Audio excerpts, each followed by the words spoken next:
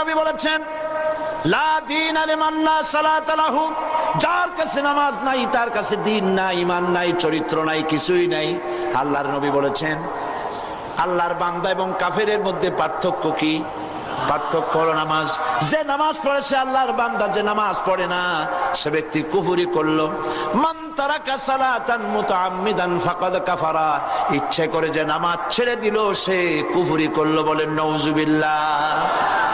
আদমশুমারিতে আপনার নাম মুসলমান থাকতে পারে, ভোটার লিস্টে আপনার নাম মুসলমান থাকতে পারে, পাসপোর্টে আপনার নাম মুসলমান থাকতে পারে, কিন্তু আপনি নামাজ পড়েন না। আল্লাহর কসম, আল্লাহর খাতায় আপনি মুসলমান নন।